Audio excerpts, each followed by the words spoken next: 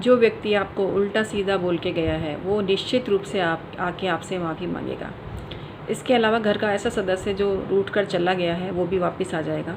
कुल मिला के कोई ऐसा व्यक्ति जो चला गया से मतलब जो इस दुनिया में मौजूद है, उसको आप इस प्रक्रिया के द्वारा बुला सकते हो। मैं हूँ डॉक्टर उमाश्री, आप सबका बहुत स्वागत करती हूँ और नित नई ऐसी जानकारी आपके लिए लेकर आती हूँ जो आपके बहुत काम की होती है। मित्रों, चैनल को इतना प्यार देने के लिए तहे दिल से आपका शुक्रिया। इसी तरह से अपना प्यार और स्नेह आप बनाए रखेंगे, ऐसी उम्मीद मैं आपसे करती हूँ। मित्रों, अभी ज्योतिषीय ऑफ़र चल रहा है आप ही की रिक्वेस्ट पर। 15 जुलाई 2020 तक मात्र एक सवाल आप पूछिए 1100 रुपये में। कहने को एक सवाल है, मैं आपकी पूरी ही कुंडली का विश्लेषण करके आपको कम से कम आपकी सारी समस्याओं को दूर करने के सॉल्यूशंस बताती हूँ। लेकिन सवाल आप एक ही पूछें तो बढ़िया रहेगा, क्योंकि एक ही सवाल है, लेकिन मैं बिना कहे ही आपकी बात को समझ के बहुत ही सॉलिड उपाय आप तक भेजती हूँ, जिससे आपका संपूर्ण जीवन खुशहाल बन सके, कोई आपका कुछ ना बिगाड़ सके, आपको सम्मान से जीने का अधिकार मिले। हमेशा आप पर क्रिटिसाइज़ होता रहता है, हमेशा लोग आपको उल्टा सीधा बोल कर निकल जाते हैं और आप दुखी रहते हो, परेशान रहते हो। तो अब ये सब नहीं होगा आपकी ज़िंदगी में, सब कुछ अच्छा ही अच्छा होगा। तो कुंडली का परामर्श ज़रूर ले लो। कुंडली का परामर्श ऑनलाइन दिया जा रहा है और ईमेल आईडी के थ्रू आप हमसे संपर्क कर सकते हो। मित्रों, ये आपके लिए बहुत फ़ायदेमंद है। अभी सोशल डिस्टेंसिंग रखना बहुत ज़रूरी है। ऐसे प्रोफेशन जहाँ पर कई लोग आते हैं वो बहुत रिस्की है अभी इन दिनों।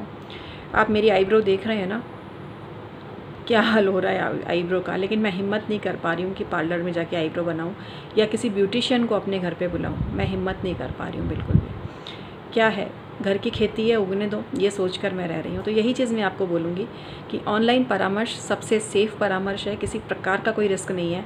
आप किसी ज्योतिषी के पास जाकर मिलते हैं। कई लोग जो ज्योतिषी लोग होटल में रुकते हैं, होटल कितना रिस्की है, कितने लोग आते हैं, कैसे लोग आते हैं, अभी कितनी चीज़ें सामने आ रही हैं। इतना कोशिश करने के बाद भी बढ़ती है चीज़ें, रोग फैलता है। तो अपनी जान से बढ़कर है क्या ये चीज़ें? जान है तो जहान है।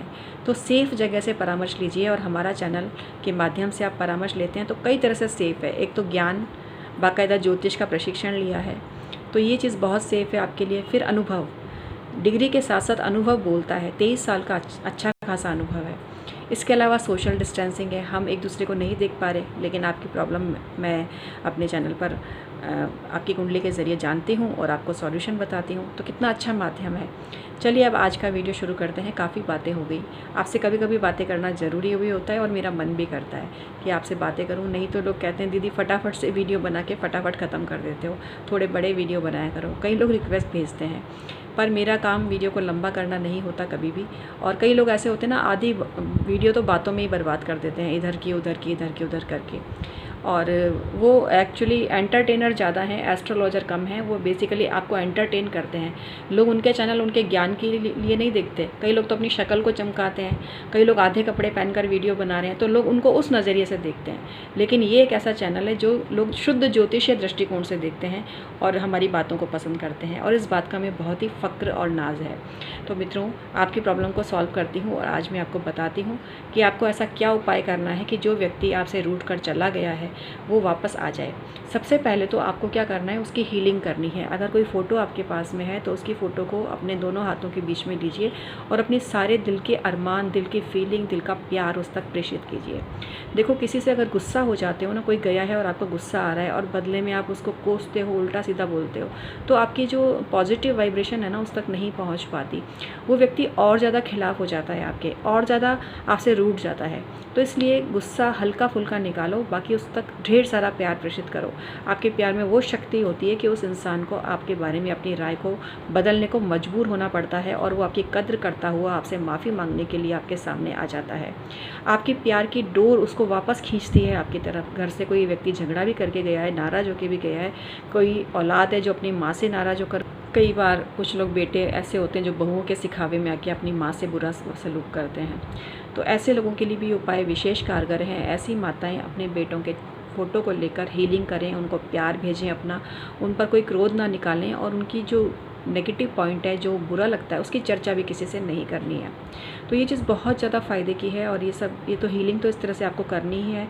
इसके अलावा उसका जो चित्र है उसके साथ में अपनी जो विश है, आप क्या चाहते हो उससे, वो लिख दीजिए। मतलब फ़ोटो के साथ में अपनी विश भी लिख दीजिए। और एक उसको आप पिरामिड आता है, रेकी में पिरामिड आते हैं, विश पिरामिड आता है, उसके अंदर रख दीजिए। और 21 दिन तक आप बार बार ये बोलिए कि वो पर्सन आपके पास आ गया है, जो भी आप उससे एक्सपेक्ट कर रहे थे वो सब वो कर रहा है, ऐसा आप करिए। तो इससे आपको बहुत ज़्यादा फ़ायदा होने लगेगा। अब मैं आपको दूसरा उपाय भी बताती हूँ। ये थोड़ा सा टोटका मुश्किल है लेकिन नामुमकिन नहीं है। इसमें आपको थोड़ा सा दिमाग ये लगाना पड़ेगा कि जो व्यक्ति आपके घर से गया है वो किस रास्ते से गया है, ये आपको ध्यान रखना है। अगर आपको ये भी समझ में नहीं आता तो दूसरा ऑप्शन ये है कि जिस जगह उसका घर है तो आपको वो जगह, उस जगह की मिट्टी लेनी है। अगर आप ही के घर का सदस्य है तो फिर तो आपको कोई दिक्कत ही नहीं है। आपके घर का जो रास्ता है ना, इसमें थोड़ा सा ध्यान ये रखने की बात है कि वो व्यक्ति निकल कर किस रोड से गया है। इतना तो थोड़ा बहुत आपको पता ही होगा कि इधर मुड़ा है, उधर गया, इधर गया, उधर गया है। जिसके घर में अभी रह रहा है वहाँ का भी चलेगा। जैसे कोई बेटा है रूट कर गया है और जिस घर में रह रहा है तो उस घर के बाहर का जो रास्ता है वो भी चलेगा।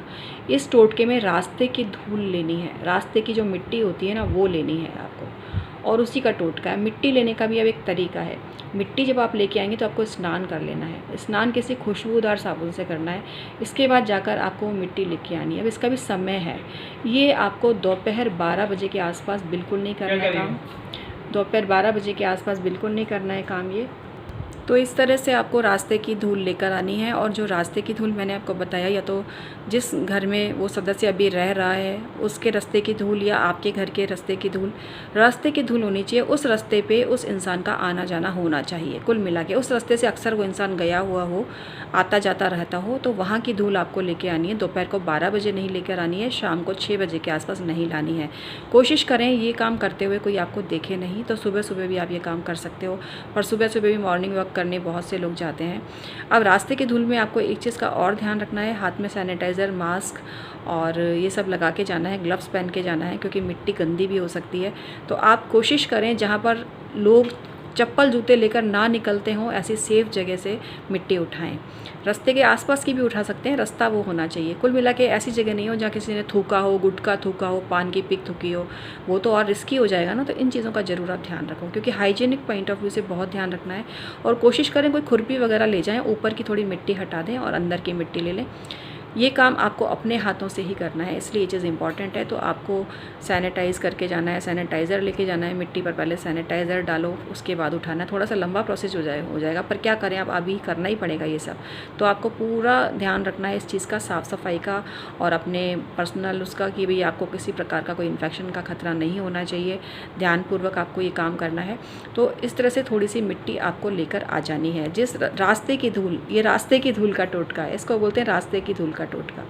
और ये वापस बुलाने के लिए किया जाता है ऐसे व्यक्ति को जो आपसे नाराज़ होके या परेशान होके या गुस्सा करके या आपके लिए बुरा बुरा बोल के गया है, तो वो व्यक्ति आपके सामने ज़रूर आएगा। लेकिन ये पॉजिटिव वाइब्रेशन जो मैंने पहले अभी आपको बताई, वो उस पर डालनी बहुत ही ज़्यादा ज़रूरी है। वही वर्क करेगी प्लस ये मिट्टी वर्क करेगी।